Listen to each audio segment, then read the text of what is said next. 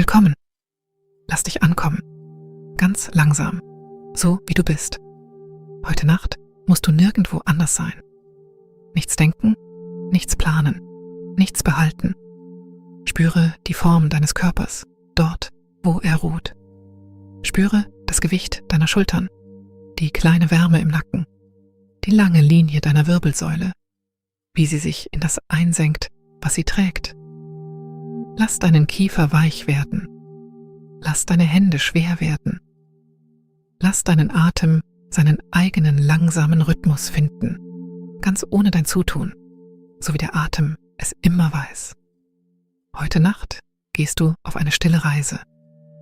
Es ist eine Reise, die nichts von dir verlangt. Du musst nicht gehen, nicht sprechen, dir keinen Namen merken. Du musst nur lauschen und dahintreiben und die warme Welt zu dir kommen lassen. Wir gehen an einen Ort hoch in den Bergen, wo die Luft dünn und klar ist und wo am Abend eine langsame Seilbahn von einem Gipfel zum anderen gleitet, sich ihren Weg durch das Wolkenmeer darunter bahnt.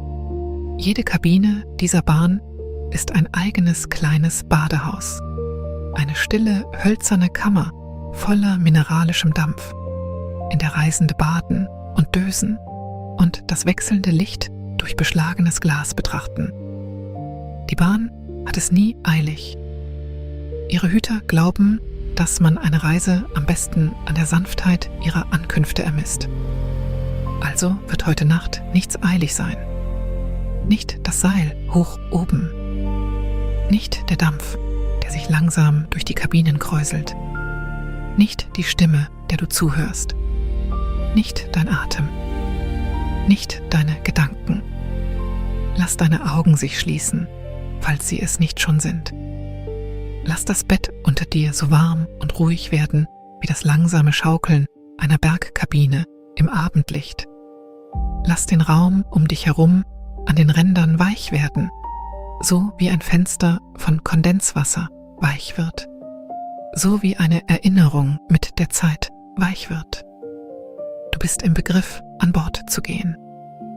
Du bist im Begriff, von stillen Menschen empfangen zu werden, die stille Arbeit tun. Du wirst sehen, wie sich das Wolkenmeer von Gold zu Pfirsich, zu Lavendel, zu tiefem Blau verfärbt. Du wirst Kiefernharz und warmes Zedernholz riechen. Du wirst das tiefe Summen des Seilrads über dir hören und das leise Klingen messingener Lamellen und das gedämpfte Klirren von Porzellan. Und dann, irgendwo in all dieser Sanftheit, wirst du einschlafen. Es gibt nichts weiter zu tun, keinen Teil der Geschichte, den du verfolgen müsstest. Wenn deine Gedanken abschweifen, ist das willkommen. Wenn du davondriftest, bevor die Reise endet, ist genau das der Sinn. Die Bahn fährt ohne dich weiter. Du bist dann schon zu Hause. Atme noch einmal langsam ein, durch die Nase und aus, durch den Mund. Und noch einmal und ein letztes Mal. Und nun, lass uns beginnen. Du stehst auf einem kleinen Holzsteg am Rand einer Bergstation, die Heatherspire heißt. Der Steg ist aus verwitterten Tannenbohlen gebaut, von Jahren aus Schnee und Sonne silbrig gebleicht und in der Mitte glatt geschliffen, dort, wo Reisende 1000-mal 1000 Schritte gesetzt haben. Laternen hängen vom Balken über dir, runde Papierlaternen in der Farbe von Honig, die im frühen Abend sanft leuchten. Das Licht, das sie werfen, ist warm und geduldig. Es sammelt sich in kleinen Pfützen auf den Bohlen zu deinen Füßen. Um dich herum erheben sich die Berge in langen, weichen Falten. Ihre Hänge sind dunkel von Kiefern. Ihre Gipfel sind mit einer dünnen Spitze aus spätem Schnee bestäubt. Unterhalb des Stegs erstreckt sich das Wolkenmeer in alle Richtungen. Ein langsamer Ozean aus blassem Nebel, der sich bewegt, wie sich ein schlafendes Tier bewegt. Hebt und senkt, hebt und senkt. Das letzte Licht der Sonne hat die obere Fläche des Wolkenmeers in ein stilles Gold getaucht. Die Farbe von Gerste, die Farbe von warmem Honig, die Farbe einer Lampe, die man durch einen dünnen Vorhang sieht. Du kannst den Wind hören, ganz leise, in den Kiefern. Du kannst das kleine Ticken der Laternenrahmen hören, wenn sie schwingen. Du kannst irgendwo weit unten das lange, tiefe Säuseln des atmenden Wolkenmeers hören. Und näher ein gleichmäßiges, leises Summen, wie der Ton einer Glocke, der nie ganz endet. Das Summen des Seilrads, das sich in seinem Gehäuse über dem Steg dreht. Das Seil ist eine einzige lange Linie aus geflochtenem Stahl, die von diesem Gipfel zum nächsten läuft. Und dann zum nächsten. Und dann zum nächsten. Bis zu einer Station namens Lullen, viele langsame Meilen entfernt. Heute Abend fährst du mit der Abendbahn auf ihrer längsten Strecke von Hatherspire nach Lullen. Die Reise wird viele Stunden dauern. Niemand hat es eilig. Du blickst das Seil entlang und siehst die Bahn herannahen. Sie braust nicht heran. Sie pfeift nicht. Sie kommt einfach an, wie der Abend ankommt, wie der Schlaf ankommt, treibt näher und näher, bis du ihre Gestalt deutlich erkennen kannst. Eine Kette kleiner hölzerner Kabinen, jede mit rundem Dach und Laternenlicht, jede ein dünnes Fähnchen blassen Dampfs aus einem kleinen Messingventil an ihrem Scheitel atmend. Die Kabinen schwingen, ganz sanft, während sie kommen. Die Bahn wird langsamer, als sie den Steg erreicht. Und dann, mit einem leisen Seufzen der Bremsen und dem feinsten Knarren von Holz auf Holz, kommt sie zur Ruhe. Die Türen der Kabinen öffnen sich, eine nach der anderen, jede mit einem kleinen glockenartigen Klang, einem weichen Ton, fast einem Seufzen. Eine Frau in einem langen, gesteppten Mantel steht in der Tür der mittleren Kabine. Sie ist die Dampffalterin. Ihr Mantel hat die Farbe von Kiefernrinde und ihre Ärmel sind bis zum Ellbogen aufgekrempelt. Um die Taille trägt sie eine breite Stoffschärpe und in die Schärpe gesteckt ist ein kleines Zedernholztablett, nicht größer als ein gefaltetes Buch. Auf dem Tablett ruhen mehrere Stoffbeutel, blass wie Hafermehl, jeder mit einem Stück weicher Schnur verknotet. Das sind die Kiefernharzbeutel. Sie sind das, was sie während der langen Reise benutzen wird, um den Dampf der Kabinen süß zu halten. Sie ist älter, als du auf den ersten Blick meinen würdest, und jünger, als du auf den ersten Blick vermuten würdest. Ihr Gesicht ist ruhig und ohne Eile. Ihre Augen haben die Farbe von Flusssteinen. Als sie dich sieht, nickt sie. Das kleine, langsame Nicken eines Menschen, der schon viele Reisende empfangen hat und nichts sagen muss, damit sie sich willkommen fühlen. Du steigst ein. Die Kabine ist wärmer als der Steg und die Wärme steigt zuerst durch die Sohlen deiner Füße auf, hebt sich aus den Bodendielen selbst, mineralisch und sanft. Du nimmst dir einen Augenblick, um in der Tür zu stehen und einzuatmen. Die Luft im Inneren ist voller Kiefernharz und warmem Zedernholz und darunter ein weicherer Ton, etwas wie sauberer Stein, etwas wie der Geruch von Regen auf heißem Schiefer. Der Dampf ist überall und nirgends, hängt in der Luft in weichen, gleichmäßigen Schichten, legt sich um deine Schultern wie eine gütige Hand. Die Dampffalterin deutet, ganz leicht, zu einer niedrigen Holzbank an der gewölbten Wand. Auf der Bank liegt ein gefalteter Bademantel aus blasser Lammwolle. Du nimmst den Bademantel in die Hände. Er ist schwer auf die Art, wie gute Wolle schwer ist, dicht und warm, und er duftet leicht nach Zeder, weil er in einer Zedernholztruhe aufbewahrt wurde. Du legst ihn um deine Schultern. Er reicht dir bis unter die Knie. Du knotest den weichen Gürtel locker um deine Taille. Die Dampffalterin lächelt. Ein kleines Lächeln, das ihr Gesicht kaum verändert. Und sie tritt zurück, um dich deinen Platz finden zu lassen. Die Kabine ist rund oder beinahe rund, mit einer sanften Wölbung der Wände und einer niedrigen, kuppelförmigen Decke aus lackiertem Holz. In der Mitte des Bodens steht ein Becken aus Kupfer, breit und flach, gefüllt mit leise dampfendem Wasser. Um das Becken herum führt ein hölzerner Steg durch den Raum. In gleichmäßigen Abständen stehen an den Wänden Bänke, gepolstert mit gesteppten Kissen in der Farbe von Moos. 2 andere Reisende haben es sich dort bereits bequem gemacht, eingehüllt in Roben wie deine.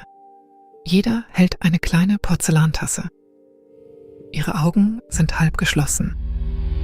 Sie blicken auf, als du eintrittst, und sie nicken, so wie die Dampffalterin genickt hat. So wie hier alle nicken, langsam, freundlich, ohne Worte zu brauchen. Dann wenden sie sich wieder ihren Tassen zu, ihren stillen Gedanken, der sanften Wärme des Dampfes. Du setzt dich auf eine Bank in der Nähe eines Fensters. Das Kissen gibt unter dir nach. Das Holz der Wand in deinem Rücken ist warm. Du lässt dich in den Sitz sinken und die Robe aus Lammwolle legt sich um deine Knie. Draußen, hinter dem beschlagenen Glas des Fensters, ist das Wolkenmeer noch blassgolden. Eine dünne Linie aus Kondenswasser bahnt sich ihren Weg an der Innenseite der Scheibe nach unten, ganz langsam, und zeichnet eine klare Spur durch den weichen Schleier auf dem Glas. Du siehst ihr lange zu. Es ist etwas Kleines, Geduldiges zum Anschauen. Ein leiser Ton erklingt, ein einzelnes, glockenartiges Läuten, und die Bahn setzt sich in Bewegung. Zuerst kannst du es kaum spüren. Nur eine schwache Verlagerung im Boden, nur eine kleine Veränderung im Neigungswinkel der Kabine, nur das langsame Schwingen der Laternen über dem Becken. Dann, während das Seil die Bahn hinaus über das Wolkenmeer trägt, spürst du, wie das lange, sanfte Wiegen beginnt.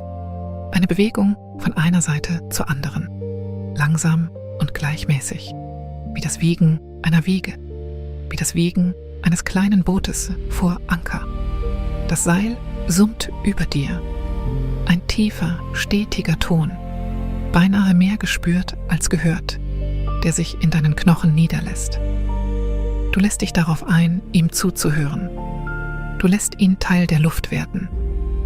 Die Dampffalterin ist schon bei der Arbeit. Sie bewegt sich durch die Kabine mit der stillen Geschicklichkeit von jemandem, der dies viele 1000 Male getan hat. Aus ihrem Zedernholz-Tablett nimmt sie ein einzelnes Säckchen mit Kiefernharz und legt es behutsam auf den Rand des Kupferbeckens, wo die Wärme des Wassers es durchwärmen wird. Fast augenblicklich vertieft sich der Duft in der Kabine, wird ein wenig voller, ein wenig grüner, ein wenig mehr wie ein Wald in der Abenddämmerung. Du atmest ihn ein. Deine Schultern werden noch ein wenig weicher. Dann geht sie langsam durch den Raum und richtet die kleinen Messinglamellen, die in die Wände direkt unter der Decke eingelassen sind. Diese Lamellen sind nicht größer als deine Handfläche. Jede ist ein kleiner Lattenladen, der sich mit einem winzigen Messinghebel öffnen und schließen lässt. Wenn sie einen Hebel anstößt, klingt die Lamelle leise.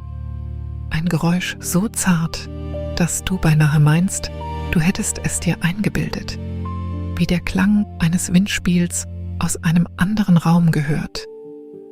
Durch das Öffnen und Schließen der Lamellen formt sie, wie der Dampf durch die Kabine strömt. Sie faltet ihn, sanft, so wie du eine Decke falten würdest, in weiche, gleichmäßige Schichten, die sich tief über dem Becken setzen und sich hoch unter der Kuppel der Decke kräuseln. Du siehst ihr bei der Arbeit zu. Es ist etwas zutiefst Beruhigendes darin, jemandem zuzusehen, der seine Arbeit gut tut, ohne Hast, ohne Mühe, ohne an etwas anderes zu denken.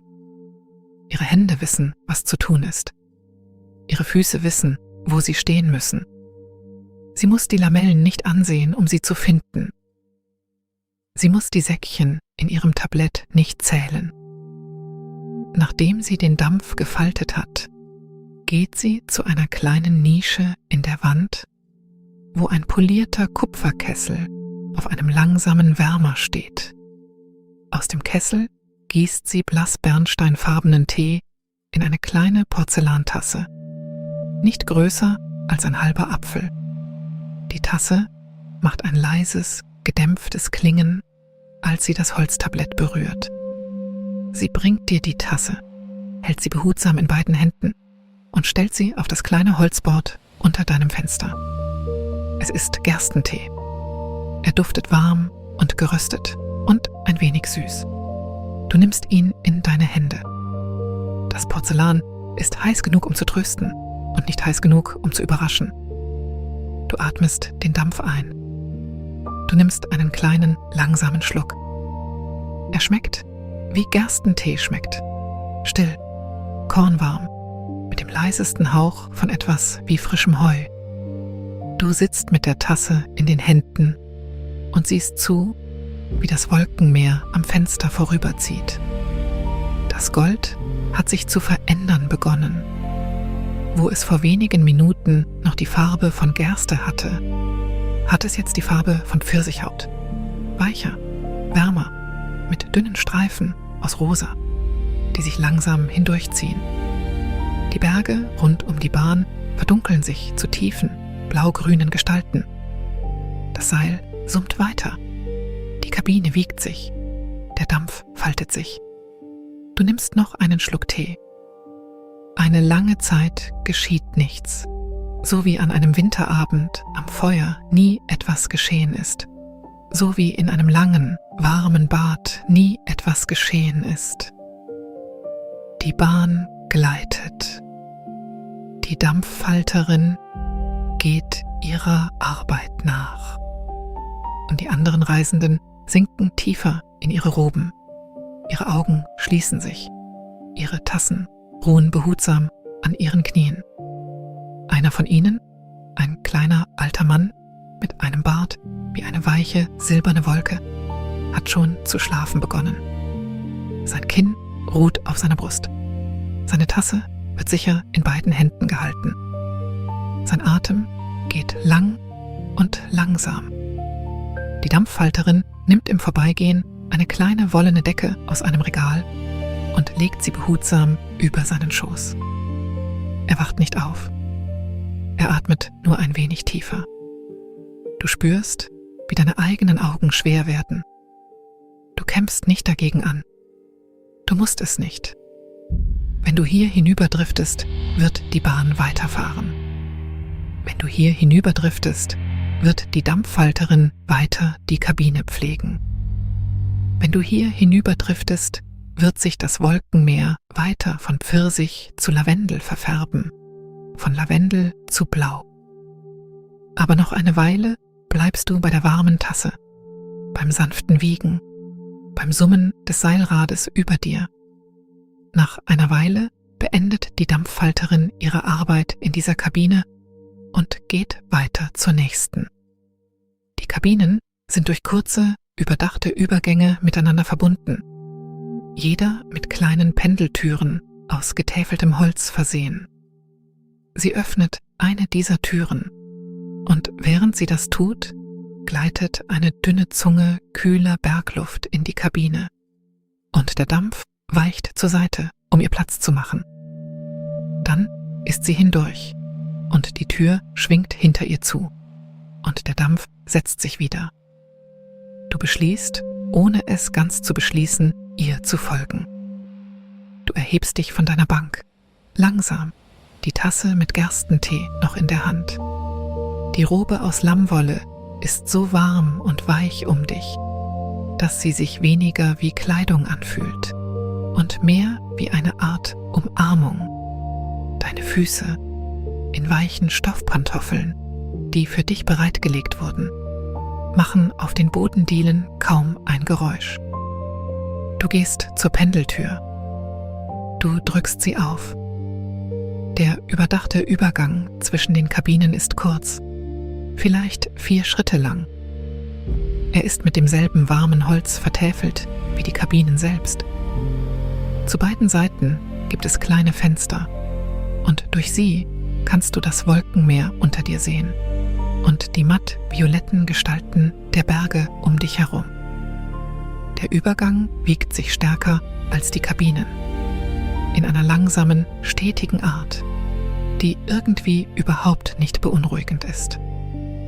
Es ist eher wie das Wiegen einer Hängematte als das Wiegen eines Bootes. Du machst die 4 Schritte. Du drückst die nächste Pendeltür auf.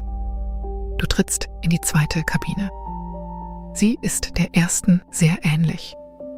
Runde Wände, Kuppeldach, ein kupfernes Becken in der Mitte, aus dem sanft Dampf steigt. Gesteppte Kissen auf den Bänken, Papierlaternen, die weich darüber leuchten. 2 Reisende haben sich hier niedergelassen, ebenfalls in Lammwollroben gehüllt, ebenfalls halb eingeschlafen über kleinen Porzellanbechern. Die Dampfhalterin steht an der Wand, öffnet eine Lamelle mit einem leisen, kleinen Klingen, schließt eine andere mit einem weiteren Klingen, formt die Luft.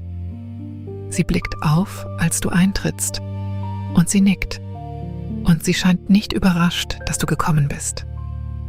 Sie deutet auf eine leere Bank an einem anderen beschlagenen Fenster. Du setzt dich. Das Fenster in dieser Kabine zeigt eine leicht andere Aussicht. Du gleitest jetzt an der Flanke eines großen Berges entlang.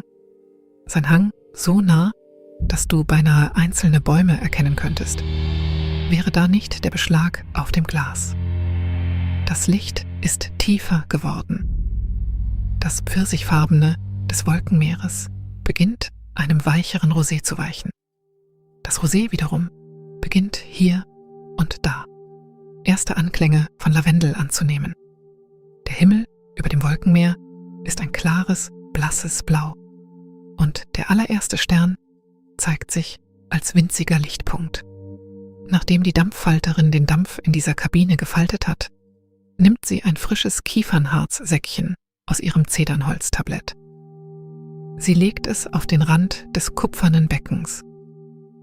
Die Kabine beginnt, ganz sanft, nach einem Wald am Abend zu duften. Du atmest ihn ein. Deine Augenlider werden noch schwerer. Aus der Nische in dieser Kabine schöpft sie eine frische Tasse Gerstentee und bringt sie einem der Reisenden, der seine geleert hat.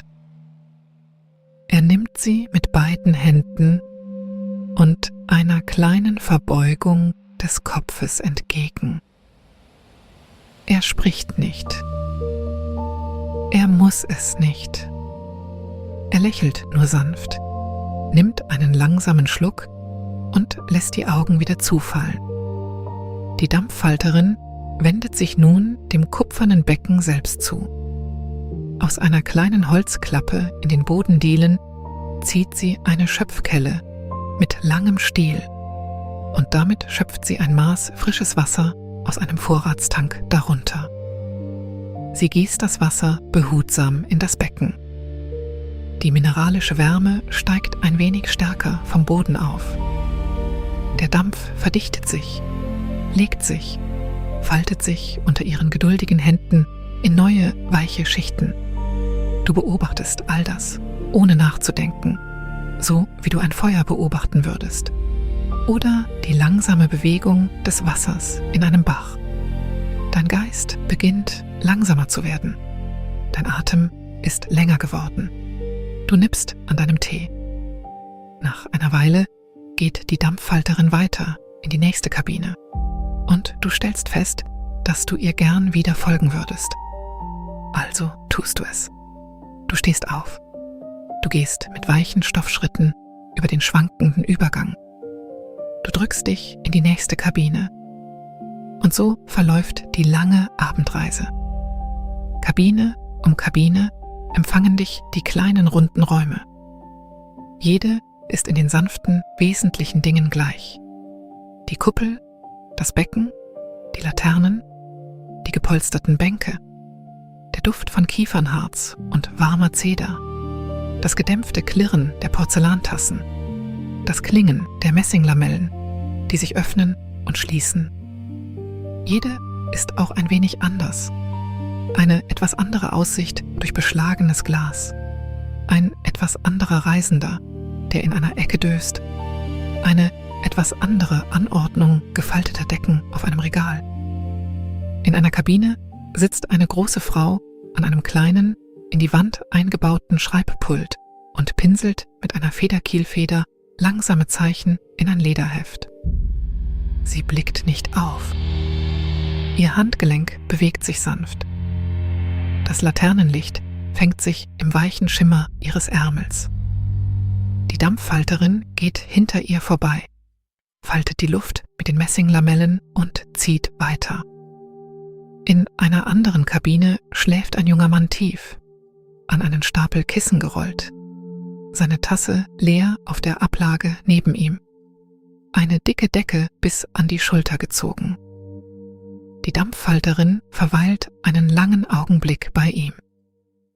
Sie hebt die Decke ein Stück höher. Sie schiebt eine Ecke hinter sein Rückenkissen. Sie nickt, zufrieden.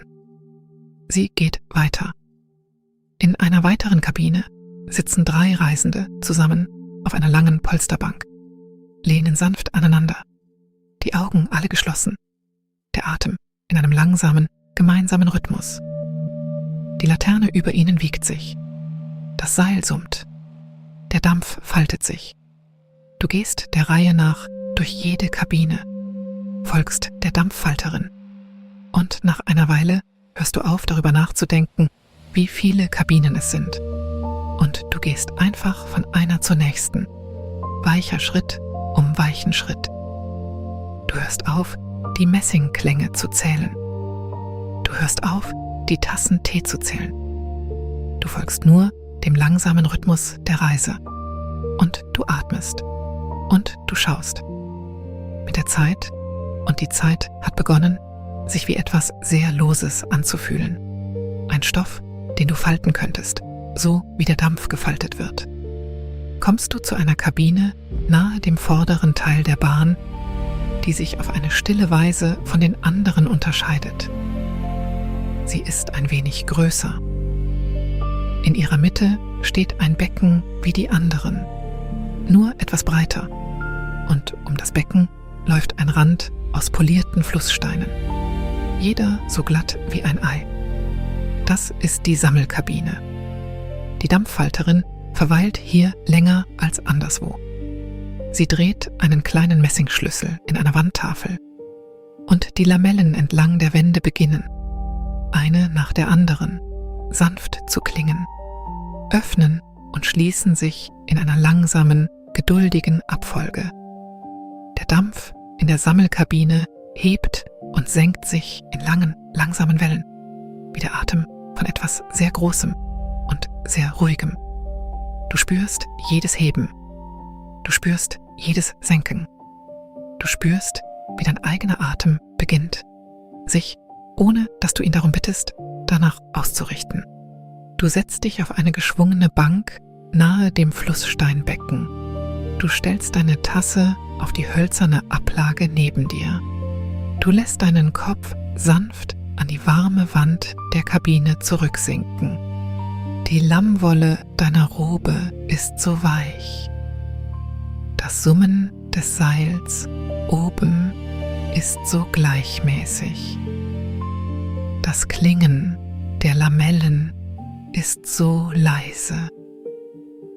Lange Zeit sitzt du nur. Die Dampffalterin bewegt sich langsam um das Becken, hebt hier einen Stein, dreht ihn in der Hand, legt ihn ein wenig nach links oder ein wenig nach rechts. Sie ordnet die Wärme. Sie tut etwas Altes und Stilles und Kleines. Du musst es nicht verstehen, um es erholsam zu finden. Draußen hat das Wolkenmeer ernsthaft begonnen, lavendelfarben zu werden. Das Pfirsich ist zu Rosé verweicht und das Rosé hat sich zu einem langen, langsamen Violett abgekühlt, der Farbe der Dämmerung in Frühlingsgärten. Mehr Sterne sind erschienen. Du kannst sie nun durch die Fenster sehen, kleine, geduldige Lichtpunkte, verstreut über einen sich vertiefenden Himmel. Die Bahn fährt zwischen zwei großen Gipfeln hindurch und für einen Moment ist die Kabine erfüllt von zurückgeworfenem Lavendellicht. Das weiche Violett des Wolkenmeeres fängt sich auf jeder beschlagenen Scheibe. Die Laternen im Inneren der Kabine wirken im Gegensatz dazu wärmer. Ein tiefes Gelb gegen die kühle Dämmerung. Du atmest das Kiefernharz ein. Du atmest die warme Zeder ein. Du atmest den klaren Steingeruch des mineralischen Dampfes ein. Die Dampfhalterin beendet ihre Anordnung der Flusssteine. Sie richtet sich auf. Sie streicht sich sanft mit den Handflächen über die Vorderseite ihres gesteppten Mantels. Dann wendet sie sich einem kleinen bemalten Wandschrank zu, öffnet ihn mit einem leisen Klick und holt eine hölzerne Schatulle heraus. Die Schatulle ist nicht größer als ein Brotlaib und auf ihrem Deckel ist die Form eines einzelnen Kiefernzweigs eingeschnitzt. Sie trägt die Schatulle zu einem niedrigen Tisch nahe dem Becken und stellt sie ab. Sie öffnet sie. Darin, sauber in Falten von reinem Tuch eingebettet, liegen ihre Werkzeuge. Kleine Werkzeuge aus Messing mit abgegriffenen Holzgriffen, vom langen Gebrauch poliert. Eine winzige Zange, eine kleine Kelle, eine schmale Schere, ein polierter Messingstab, nicht dicker als eine Stricknadel. Jedes Werkzeug hat seinen Platz. Jeder Platz hat sein Werkzeug.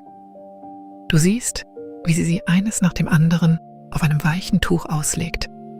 Und allein dieser Anblick legt eine Art Stille in deine Brust. Sie nimmt zuerst die Zange. Mit ihr hebt sie das verbrauchte Kiefernharzsäckchen vom Rand des Kupferbeckens und legt es behutsam in eine kleine Keramikschale. Das Säckchen ist nun dunkler, seine Farbe vertieft durch Wärme und Gebrauch, sein Duft dichter und voller. Sie deckt es mit einem kleinen Holzdeckel zu. Später, in einer anderen Jahreszeit, wird dieses Säckchen in den Wald zurückkehren, aus dem es stammt. Nichts in der Sammlungskabine wird verschwendet. Sie nimmt ein frisches Säckchen aus ihrem Zedernholztablett und wärmt es kurz zwischen ihren Handflächen, bevor sie es auf den Beckenrand legt. Der Duft in der Kabine vertieft sich erneut. Du atmest ihn ein. Deine Schultern sinken ein wenig weiter herab. Sie nimmt als nächstes den schmalen Messingstab und tippt damit, ganz sanft, an den Rand des Beckens. Ein einzelner klarer Ton erklingt, nicht lauter als ein kleines Glöckchen am Grund eines Brunnens. Du spürst, wie sich der Ton in das Holz der Wände setzt. Du spürst, wie er sich in deine Knochen setzt. Du spürst, wie er deinen Atem verlängert. Es ist, so erkennst du nach einem Moment, der Ton des Seils. Sie hat das Becken auf das Seil gestimmt. Die ganze Kabine, die ganze Seilbahn, die ganze lange Reise summt auf demselben leisen Ton. Und du summst nun mit, ganz leise, tief in deiner Brust. Sie legt den Messingstab an seinen Platz zurück. Sie schließt die hölzerne Schatulle. Eine Weile sitzt sie mit den Reisenden in der Sammlungskabine. Sie spricht nicht. Sie arbeitet nicht. Sie sitzt nur da, die Hände in ihrem Schoß gefaltet, die Augen halb geschlossen, ihr Atem langsam. Du sitzt mit ihr. Du brauchst nichts weiter zu tun. Nach langer Zeit erhebt sie sich wieder, gleichmäßig und ohne Eile. Und sie geht von Reisendem zu Reisendem und füllt kleine Porzellantassen mit frischem Gerstentee aus ihrem warmen Kupferkessel. sie füllt auch deine. Die Tasse ist wieder warm in deinen Händen. Du nimmst einen langsamen Schluck. Die geröstete Süße strömt durch dich hindurch. Sie macht sich nun auf den Rückweg durch die Kabinen. Denselben Weg, den du gekommen bist. Und du findest dich an ihrer Seite gehend. Sanften Schritt für sanften Schritt. Das sanfte Wiegen der Übergänge trägt dich zwischen jeder kleinen hölzernen Welt hindurch. In der vorletzten Kabine hält sie inne. Du hältst mit ihr inne. Diese Kabine ist die kleine. Sie hat nur eine Bank, ein Fenster und eine Laterne. Auf der Bank sitzt eine ältere Frau, in einen schweren Lammwollmantel gehüllt, ihr weißes Haar im Nacken zusammengefasst. Sie liest ein kleines Buch im Schein der Laterne. Ihr Finger gleitet langsam die Seite hinab. Als die Dampfhalterin eintritt, blickt die ältere Frau auf und lächelt. Das langsame Lächeln einer alten Freundin. Sie schließt ihr Buch. Sie legt es auf das Sims neben sich. Die Dampfhalterin faltet den Dampf in der kleinen Kabine mit besonderer Sorgfalt. Sie öffnet eine Lamelle, dann eine zweite, dann eine dritte. Und der warme Dunst sammelt sich tief um das Becken und steigt hoch unter die Kuppel in langen, ruhigen Falten. Die beiden Frauen sprechen nicht. Sie nicken einander nur zu, und in diesem kleinen Nicken liegt ein ganzes stilles Gespräch, ein ganzes Leben von Abenden in der Seilbahn. Du beobachtest vom Türrahmen aus. Du trittst nicht ein. Du musst es auch nicht. Die Wärme der Kabine erreicht dich trotzdem. Der Duft des Kiefernharzes erreicht dich trotzdem. Du atmest und du stehst sanft da und du lässt den Augenblick sein, was er ist, klein, gütig, vollständig. Nach einer Weile trittst du zurück und die Schwingtür schließt sich leise zwischen euch. Du kehrst in deine erste Kabine zurück, jene, in der du begonnen hast. Du setzt dich auf deine Bank. Das Kissen hält noch die leichte Form dort, wo du zuvor gesessen hast. Die Tasse Gerstentee auf deinem Sims ist noch warm. Du nimmst sie in deine Hände. Draußen ist das Wolkenmeer nun tief lavendelfarben, fast blau. Die Gipfel sind zu Silhouetten geworden vor einem Himmel, der sich von Petrol zu Indigo verdunkelt. Mehr und mehr Sterne erscheinen, langsam, so wie Pilze in einem feuchten Wald erscheinen, so wie Gedanken in einem stillen Geist erscheinen. Der kleine alte Mann mit dem wolkengleichen Bart schläft noch immer, seine Decke noch immer über seinen Schoß gebreitet, sein Atem noch immer lang und langsam. Die andere Reisende ist auch eingenickt, aufrecht an die gepolsterte Wand gelehnt, ihre Tasse sicher in beiden Händen balanciert. Die Laterne über dem Becken schwingt. Die Messinglamellen sind still. Die Dampfhalterin kehrt zurück. Sie tritt an das Becken, nimmt den schmalen Messingstab aus ihrem Tablett und tippt einmal sanft an den Rand, denselben klaren Ton wie zuvor. Der Ton steigt durch die Kabine und setzt sich. Du spürst, wie dein Atem sich mit ihm verlängert. Sie geht dann zu einer kleinen Holztruhe am hinteren Ende der Kabine. Sie öffnet sie. Darin liegen gefaltete Tücher aus weichem weißen Stoff, gewärmt von einer kleinen beheizten Schublade darunter. Sie nimmt ein solches Tuch in beide Hände. Sie bringt es zu dir. Sie legt es sanft über deine Knie. Das Tuch ist warm.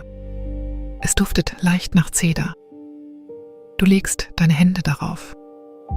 Du spürst, wie die Wärme durch das Tuch in deine Handflächen übergeht. Sie gibt auch jedem der schlafenden Reisenden ein Tuch und legt jedes behutsam über sie, um sie nicht zu wecken. Die Decken, die Tücher und die Lammwollmäntel betten sie alle in eine weiche und warme Stille. Nun kniet die Dampffalterin neben dem Kupferbecken nieder. Aus ihrem Zedernholztablett zieht sie ein kleines Bündel getrockneter Kräuter, süßes Wiesengras, Bergthymian, etwas Harziges und etwas leicht Süßes. Und sie legt sie sorgfältig in eine feine Metallwiege, die knapp über dem dampfenden Wasser schwebt. Die Wiege hält die Kräuter über die Wasseroberfläche, wo der aufsteigende Dampf ihre Düfte durch sie hindurchzieht. Einen Augenblick später duftet die Kabine nach Wiese in der Abenddämmerung und nach Wald, nach dem Regen und nach diesem warmen, reinen Steingeruch, der immer unter allem anderen liegt. Du atmest ihn ein, du atmest ihn ein, du atmest ihn ein. Die Kabine wiegt sich. Das Seil summt. Eine Kondensspur zieht ihre Bahn am Fenster neben dir hinab. Langsam wie ein Gedanke, an den du dich nicht ganz erinnern kannst und es auch nicht musst. Du nimmst einen langsamen Schluck Gerstentee und die Zeit lockert sich weiter. Die Seilbahn gleitet dahin. Du weißt nicht genau, wie lange du schon an Bord bist. Vielleicht 1 Stunde, vielleicht 3. Es spielt keine Rolle. Die Reise wird nicht in Stunden gemessen. Sie wird in sanften, gleichmäßigen Falten warmen Dampfes gemessen, die sich um deine Schultern legen. Sie wird in Tassen Tee gemessen. Sie wird in langsamen Atemzügen gemessen. Du hast die Zählung verloren, wie viele langsame Atemzüge du genommen hast, seit du an Bord gestiegen bist. Du wirst jetzt nicht anfangen zu zählen. Irgendwo entlang des Seils, zwischen 2 namenlosen Gipfeln, kommt die Seilbahn zu einer stillen Pause. Es ist nicht wirklich ein Halt. Es gibt keine Station, keinen Bahnsteig, keinen wartenden Reisenden. Es ist nur ein sanftes Ausruhen, wie es ein langes Tier nimmt, wenn es lange Zeit geduldig gegangen ist. Die Kabine hängt im Wolkenmeer, schwingt ganz leise und das Seilrad oben summt seinen tiefen Ton. Die Dampffalterin nutzt die Pause für ihre langsamste Runde. Sie geht von Kabine zu Kabine und trägt einen polierten Kupferkrug mit kühlem, klarem Wasser aus einer hohen Quelle bei Hatherspire. Sie füllt jeden Becher der Reisenden auf, wenn er geleert worden ist. Sie legt frische Säckchen aus Kiefernharz auf die Ränder der Schalen. Sie lässt die Lamellen leise klingen und faltet den Dampf in tiefere, ruhigere Schichten für die lange, stille Mitte der Nacht. Als sie zu deiner Kabine zurückkehrt, gießt sie ein kleines Maß des kühlen Quellwassers in eine eigene Porzellanschale und bringt sie dir. Du tauchst deine Finger hinein. Es ist kalt und klar und rein wie ein Morgen aus Schmelzwasser. Du berührst das kühle Wasser an deiner Stirn, an deinen Handgelenken, an deinem Nacken. Die kurze Kühle ist ein eigenes, sanftes Geschenk, das die Wärme des Dampfes ausgleicht. Du gibst ihr die Schale mit einem langsamen Nicken zurück. Sie neigt den Kopf und geht zur Bank dir gegenüber, wo der kleine alte Mann mit dem wolkenhaften Bart noch immer schläft und legt ein frisch gefaltetes Tuch neben seinen Becher. Dann setzt sie sich auf die Bank bei der Schale und ruht ganz leise, zum ersten Mal, wie du sie ruhen siehst. Ihre Hände falten sich in ihrem Schoß. Ihre Augen schließen sich. Ihr Atem wird langsamer. Lange Zeit bewegt sich niemand in der Kabine. Ihr ruht alle gemeinsam. Das Seil summt. Die Laternen schwingen. Das Wolkenmeer atmet tief unten. Während du sie ruhen siehst, wird dir klar, dass auch die Dampffalterin eine Reisende ist. Dass ihre Arbeit ebenfalls eine Art Reise ist. Dass sie nicht erst dann irgendwo ankommt, wenn die Seilbahn die Station Lullen erreicht. Sie kommt die ganze Nacht über ein wenig an, mit jeder Faltung des Dampfes, mit jedem Klingen des Messings, mit jedem Becher Gerstentee, der in eine schläfrige Hand gegossen wird. Du denkst, wie freundlich das ist. Du denkst, wie geduldig. Dann hörst du auf zu denken, denn Denken ist schwer und der Dampf ist so leicht und deine Augenlider sind so warm. Du sitzt, du atmest, du hältst das warme Tuch in deinem Schoß. Nach einer langen, stillen Weile beginnt die Seilbahn wieder zu gleiten. Du spürst die sanfte Verlagerung im Boden. Du spürst, wie das Seil seinen langen, stetigen Zug aufnimmt. Die Kabine schwingt und die Laternen schwingen mit ihr. Das Wolkenmeer zieht langsam unter deinem beschlagenen Fenster vorbei. Jetzt tiefblau, mit verstreuten Sternen darüber. Die Dampfhalterin öffnet die Augen. Sie streckt ihre Finger, langsam und klein. Sie steht auf. Sie nimmt ihre Arbeit wieder auf. Sanft, geduldig, ohne Eile. Sie geht zu den Lamellen. Ein kleines Klingen. Noch eines. Der Dampf faltet sich. Sie geht zur Schale. Sie legt ein frisches Säckchen Kiefernharz aus ihrem Zedernholztablett dazu. Der Duft eines abendlichen Waldes steigt durch die Kabine. Sie geht zum Kessel. Sie gießt ein kleines Maß Gerstentee ein. Sie bringt ihn dir. Du nimmst ihn in beide Hände. Du nippst. Die Seilbahn gleitet weiter. Mit der Zeit wird dir bewusst, dass du sehr, sehr tief angekommen bist.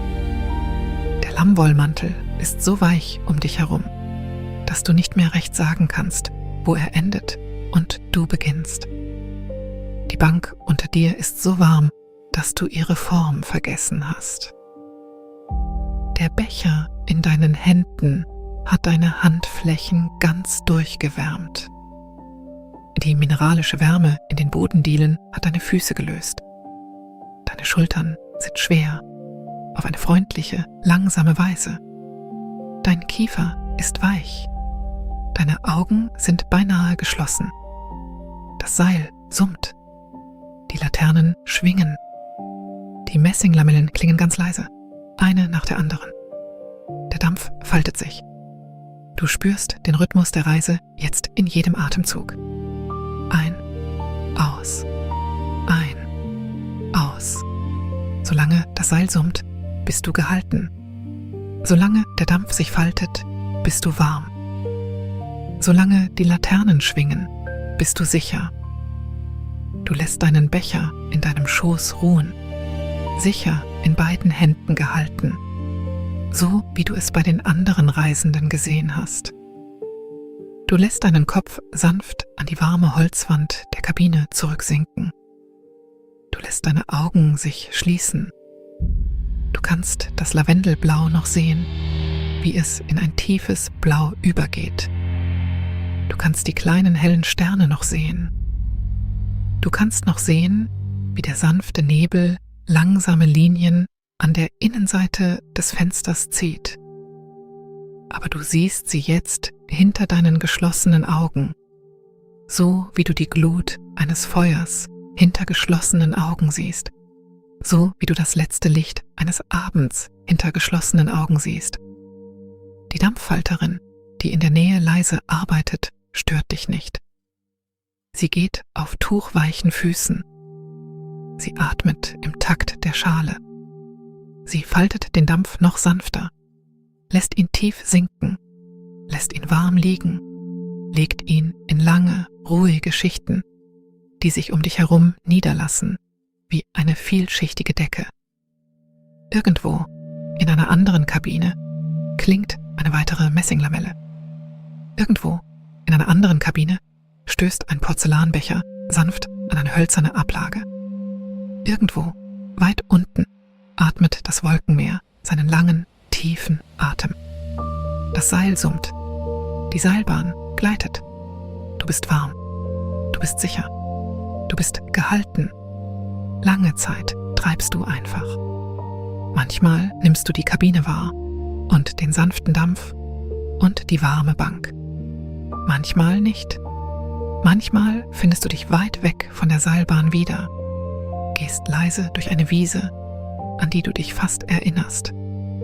Oder sitzt neben einem kleinen Holzfeuer, das nach Zeder duftet. Oder lauschst einem langsamen Regen auf einem Dach aus Blättern. Dann kehrst du sanft in die Kabine zurück. Das Laternenlicht, der schwingende Boden, das Summen des Seils darüber. Und es überrascht dich nicht, hier zu sein. Es fühlt sich an, als wärst du die ganze Zeit hier gewesen. Die Seilbahn fährt durch einen langen Abschnitt des Wolkenmeeres, in dem der Nebel höher steigt als sonst. Und eine Weile zeigen die Fenster nur sanftes, weißes Treiben. Du kannst nicht sagen, wo die Kabine endet und die Wolke beginnt. Das Innere der Kabine, sanft und warm. Das Äußere, sanft und weich. Alles bleich und wiegend. Alles langsam. Die Dampffalterin entzündet eine weitere kleine Laterne und hängt sie an einen Haken neben der Schale. Ihr Licht ist sanfter als das der anderen, von der Farbe einer alten Kerze. Du betrachtest sie durch deine halb geschlossenen Augen. Sie scheint im Takt deines Atems zu flackern. Ein, aus, ein, aus. Die Kabine schwingt, ganz leise. Das Seil summt. Der Dampf faltet sich. Das Kiefernharzsäckchen am Rand der Schale vertieft seinen Duft. Der Porzellanbecher in deinem Schoß hält die letzte Wärme des Gerstentees. Du spürst, wie du tiefer sinkst, weiter hinein in die Bank, in den Mantel, in die Wärme der Kabine. Du spürst, wie dein Atem länger und sanfter wird. Du spürst, wie deine Gedanken leichter und ferner werden, wie kleine Boote, die hinaus über das Wolkenmeer treiben, von keinem Hafen mehr gehalten, auf ihren eigenen langsamen Strömungen gleitend. Es gibt nichts zu tun. Es gibt nichts zu erinnern. Es gibt nichts zu behalten. Die Dampffalterin nimmt dir die Tasse sanft vom Schoß. Du spürst es kaum. Sie stellt sie auf die Ablage neben dir. Sie zieht eine weiche Wolldecke über deine Knie. Sie schlägt eine Ecke um deine Hüfte ein. Sie nickt, einmal, ganz klein, das kleine, langsame Nicken eines Menschen, der schon viele Reisende umsorgt hat. Und sie geht weiter. Du bist warm. Du bist sicher. Du bist gehalten. Weit weg hörst du eine weitere Messinglamelle leise klingen. Weit weg hörst du eine weitere Porzellantasse klirren. Weit weg hörst du das Seilrad seinen langen, tiefen Ton summen. Das Wolkenmeer atmet. Die Bahn gleitet. Die Zeit lockert sich. Die Zeit wird weich. Die Zeit faltet sich. Sanft, wie Dampf, der sich um ein Kupferbecken legt. Du zählst keine Kabinen mehr. Du zählst keine Atemzüge mehr. Du zählst überhaupt nichts mehr. Die Laternen schaukeln über dem Becken. Der Dampf legt sich. Die Kabine schwankt. Das Seil summt. Du spürst die Wärme des Zedernholzes rings um dich. Du spürst den sanften Duft des Kiefernharzes. Du spürst die langen, ruhigen Falten des Dampfes, freundlich über deine Schultern gelegt. Die Bahn gleitet weiter, hin zur Station Lullen, langsam wie ein langer Abend, langsam wie ein tiefer Atemzug, langsam wie das Drehen des Himmels. Sie wird ankommen, wenn sie ankommt. Niemand wird sie drängen. Niemand muss es. Du musst nicht mit ihr ankommen. Du darfst hier bleiben, in der warmen Kabine, im weichen Dampf, im sanften Schaukeln. Du darfst die ganze Nacht hier bleiben. Du darfst hier bleiben, solange du magst. Das Seil summt. Die Laternen schaukeln. Der Dampf faltet sich. Du bist warm. Du bist sicher.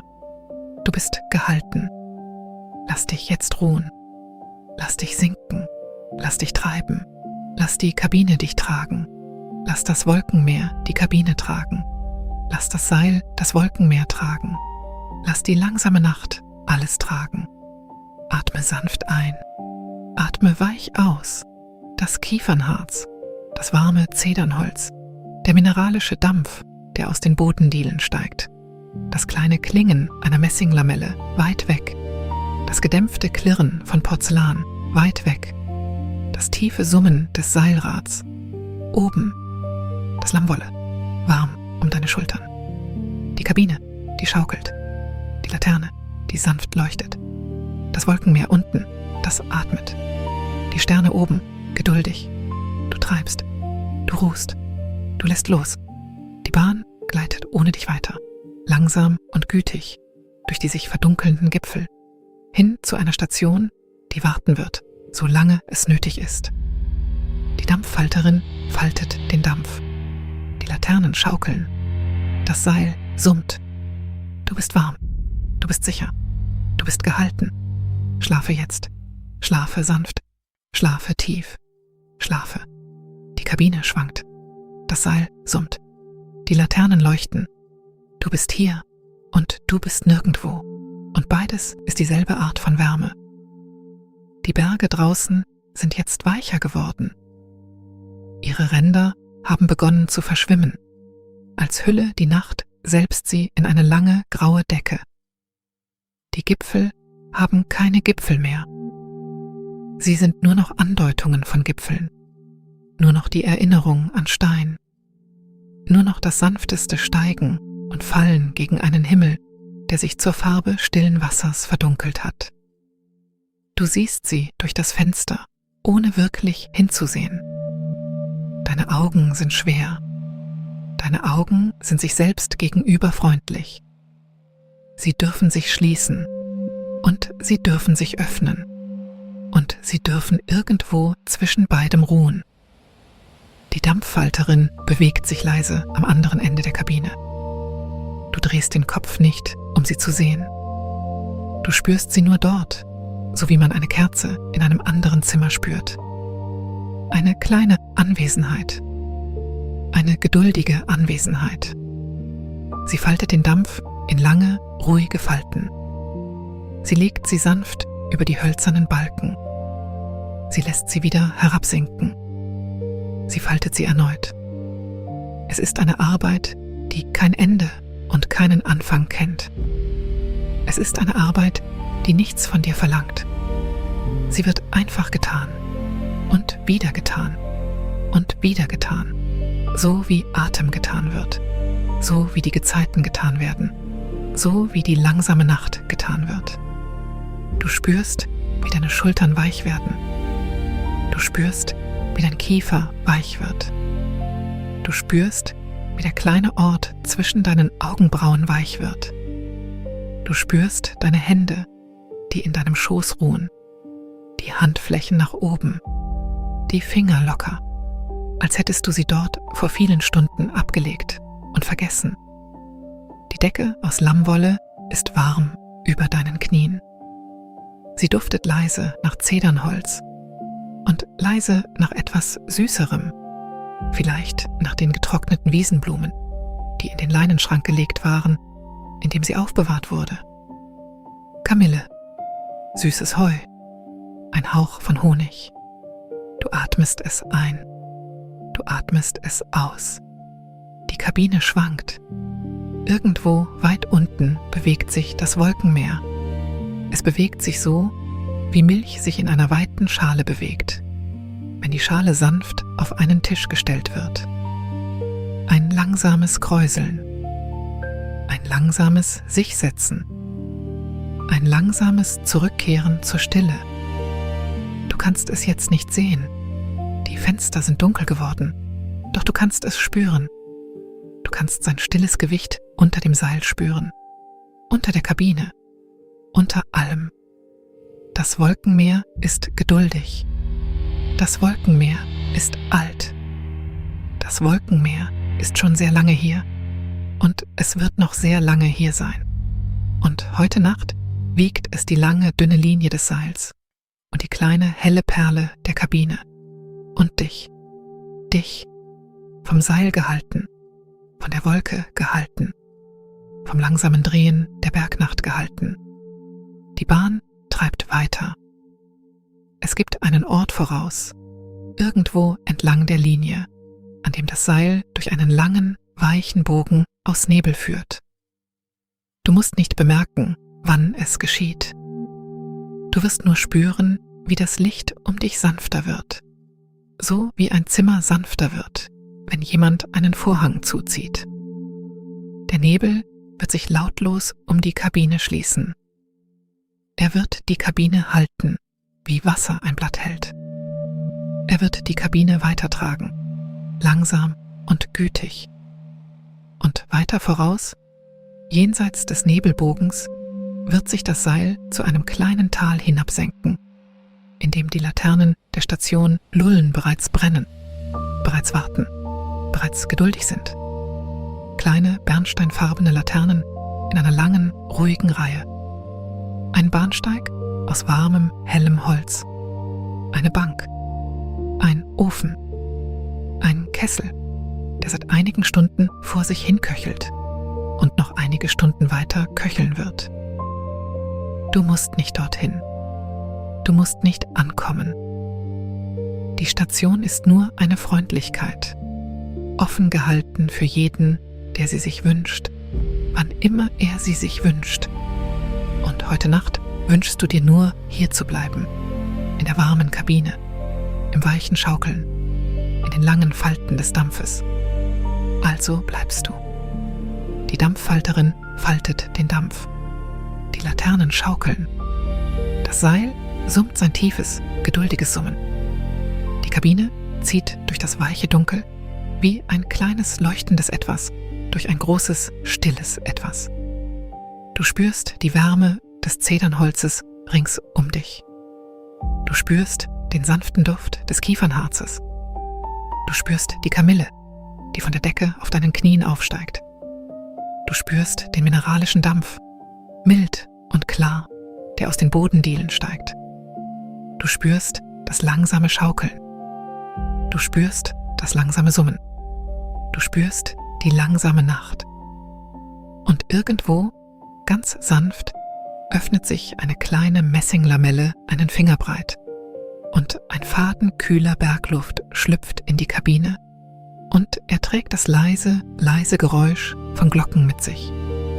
Bergglocken, kleine Glocken, solche, die man unter die Dachvorsprünge hoher Häuser hängt, dort, wo der Wind sie findet, dort, wo sie zum Wind sprechen können, in weichen, runden Silben.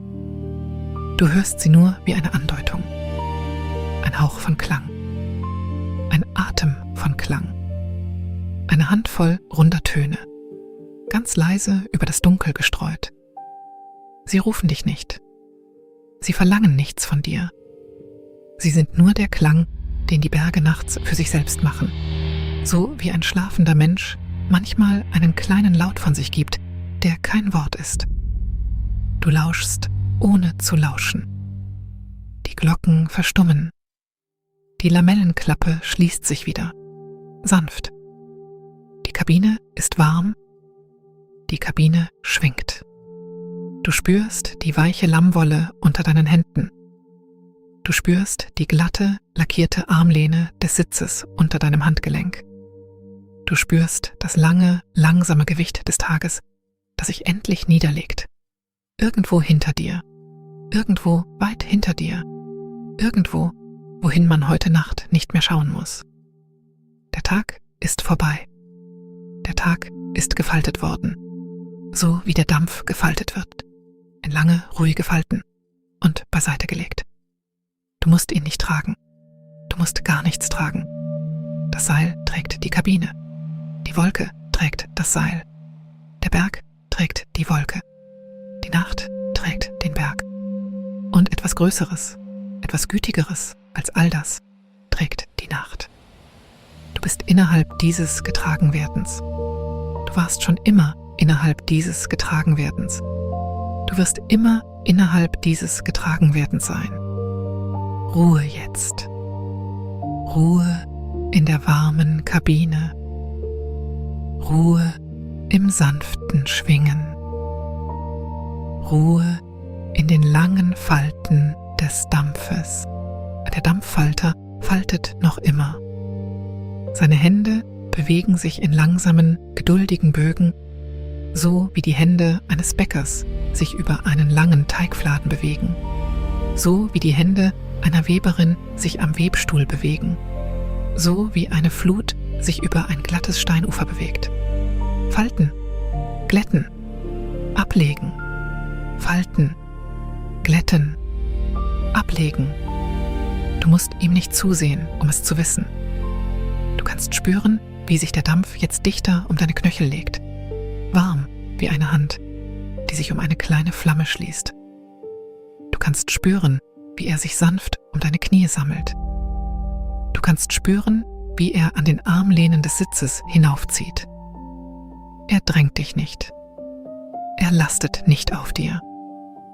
Er hält dich nur, so wie warmes Wasser dich hält, wenn du dich in einem Bad zurücklehnst und die Augen schließt. Die Kabine schwingt. Die Laternen werden gedimmt. Ganz leicht, als würden auch sie langsam müde. Ihr bernsteinfarbenes Leuchten wird weicher, bis zur Farbe einer Bienenwachskerze, die einen langen, langen Abend hindurchgebrannt hat. Das Licht sammelt sich still an den hölzernen Wänden. Es sammelt sich in der Wölbung der Messinglamellen. Es sammelt sich auf der Lammwolle über deinen Knien. Es sammelt sich auf deinen Händen, die Handflächen nach oben, die Finger locker.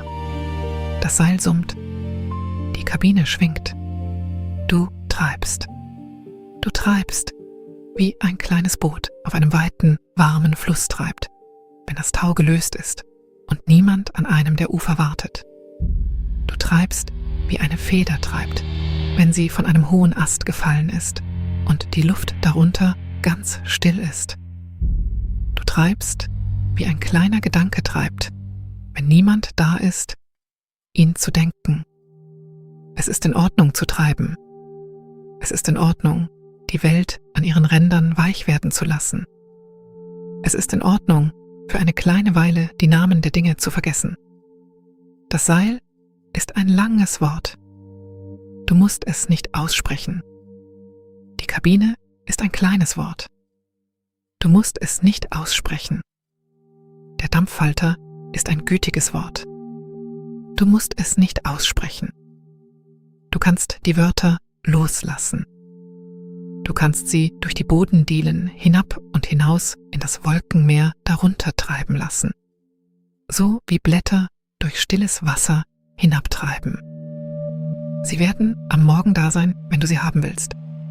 Sie sind aufgehoben. Sie sind sicher. Heute Nacht werden sie nicht von dir verlangt. Nur die Wärme wird von dir verlangt. Nur der Atem. Nur das Schwingen. Atme ein, atme aus. Die Kabine schwingt. Hoch über der Kabine dreht sich das Seilrad seine langsame, geduldige Runde. Du kannst es hören wie eine Art Flüstern. Mehr Schwingung als Klang. Ein leiser, andauernder Ton, der seit dem Anfang da war und bis zum Ende da sein wird. Es ist der Ton, den ein großer, alter Raum macht, wenn niemand darin spricht. Es ist der Ton der Welt, die einfach still ist. Du lässt ihn auch zu deinem Ton werden. Du lässt deinen Atem in ihn hineinfallen, so wie eine Stimme leise in einen langen, gesungenen Ton in einem steinernen Saal hineinfällt. Atme ein, atme aus. Die Kabine schwingt. Irgendwo durchquert die Bahn den langen, weichen Bogen aus Nebel. Du bemerkst es nicht, wenn es geschieht. Du spürst nur, wie die Fenster sanfter werden. Du spürst nur, wie die Laternen weicher werden. Du spürst nur, wie das Dunkel draußen zu einem hellen Dunkel wird, einem milchigen Dunkel, einem Dunkel wie das Innere einer glatten, weißen Muschel. Die Kabine ist jetzt eingehüllt. Die Kabine ist jetzt gehalten. Die Kabine bewegt sich langsam, langsam, langsam durch den langen, weichen Bogen und der Nebel schließt sich lautlos hinter ihr. Du bist im Nebel. Der Nebel ist in dir. Es gibt keinen Unterschied zwischen ihnen. Das Seil summt. Die Kabine schwingt. Dein Atem ist langsam, Dein Atem ist leicht. Dein Atem ist derselbe lange, stille Atem, den die Berge schon lange vor dir geatmet haben. Und er wird weitergehen, nachdem du in den Schlaf hinübergeglitten bist. Und du musst nichts tun, um ihn aufrecht zu erhalten. Er atmet sich selbst. Du lauschst nur. Du ruhst nur. Du bleibst nur hier in der warmen Kabine, mit dem weichen Dampf, mit dem sanften Schwingen. Der Dampffalter faltet den Dampf. Die Laternen werden noch ein wenig dunkler. Das Seil summt noch ein wenig leiser. Die Kabine schwingt noch ein wenig langsamer. Du spürst die Wärme der Zeder. Du spürst das weiche Kiefernharz. Du spürst die Kamille. Du spürst den mineralischen Dampf. Du spürst die Lammwolle. Du spürst das lange, langsame Schwingen. Du spürst das geduldige Summen. Du spürst das gütige Dunkel. Du fühlst dich gehalten. Du fühlst dich gehalten. Du fühlst dich gehalten. Und irgendwo weit unten atmet das Wolkenmeer seinen langsamen Atem. Und irgendwo weit oben halten die Sterne ihre geduldige Wache. Und irgendwo weiter vorn hält die Station Lullen ihre warmen Laternen die ganze Nacht hindurch offen. Und nichts davon braucht dich. Und nichts davon verlangt etwas von dir. Und alles davon liebt dich auf jene stille Weise, auf die stille Dinge lieben. Die Bahn gleitet weiter. Die Bahn gleitet weiter. Die Bahn gleitet weiter. Und du bleibst. Du bleibst in der warmen Kabine. Du bleibst im sanften Schwingen. Du bleibst in der langen, langsamen Nacht. Das Seil summt. Die Laternen leuchten. Der Dampffalter faltet. Du ruhst. Du ruhst. Du ruhst. Lass die Kabine dich noch ein Stück weiter tragen. Lass die Wolke die Kabine tragen. Lass die Nacht die Wolke tragen. Lass die langsame, gütige Welt die Nacht tragen. Du musst nichts festhalten. Du musst nichts wissen. Du musst nirgendwo anders sein als hier. Hier ist warm. Hier ist weich. Hier ist gehalten. Atme ein, sanft. Atme aus, leise. Die Zeder, die Kiefer, die Kamille, der Dampf, die Lammwolle, das Schwingen, das Summen, die Dunkelheit, das Licht. Du, hier, du, warm, du, gehalten, du, treibend, du, schlafend. Die Kabine wiegt sich, das Seil summt, die Laternen leuchten, der Dampf faltet sich, das Wolkenmeer atmet, die Berge ruhen, die Sterne halten Wache. Die Nacht ist lang und freundlich und still und du bist im Inneren der Nacht, so wie ein kleines warmes Licht im Inneren einer großen, weichen Laterne ist. Und die Laterne ist im Inneren der Welt. Und die Welt ist im Inneren von etwas noch Größerem und noch Freundlicherem. Und du wirst getragen. Du wirst getragen. Du wirst getragen. Schlaf jetzt. Schlaf in der Kabine. Schlaf im Wiegen. Schlaf im Dampf. Schlaf im weichen Bernsteinlicht. Schlaf in der warmen Zeder. Schlaf in der Lammwolle. Schlaf im langen, langsamen Summen des Seils. Schlaf im geduldigen Atem des Wolkenmeers. Schlaf in der freundlichen Dunkelheit der Bergnacht. Schlaf, schlaf sanft. Schlaf tief. Schlaf ohne Träume oder mit Träumen, was auch immer kommt. Schlaf ohne Zeit. Schlaf ohne Gewicht. Schlaf ohne Mühe. Die Bahn gleitet weiter. Die Bahn gleitet weiter, ohne dich. Sie darf weitergleiten. Du darfst bleiben. Du darfst ruhen. Du darfst loslassen. Lass los. Lass den Tag los. Lass die Namen der Dinge los. Lass die lange Liste dessen los, was war und was sein wird. Lass die kleinen hellen Gedanken los, die am Rand flackern. Lass sie durch die Bodenplanken hinabsinken. Lass sie hinabsinken ins Wolkenmeer. Lass das Wolkenmeer sie für dich halten, so wie es alles hält, freundlich, geduldig, mühelos. Sie werden am Morgen da sein, wenn du sie willst. Jetzt willst du sie nicht. Du willst nur die Wärme. Du willst nur das Wiegen. Du willst nur das weiche Bernsteinlicht. Du willst nur das langsame Summen. Du willst nur die Stille. Die Stille ist hier. Die Stille ist überall um dich. Die Stille ist in dir. Du und die Stille seid dasselbe. Du und die Wärme seid dasselbe. Du und das langsame Wiegen seid dasselbe. Es gibt keinen Rand zwischen dir und der Kabine. Es gibt keinen Rand zwischen der Kabine und der Nacht. Es gibt nirgends einen Rand. Nur Wärme.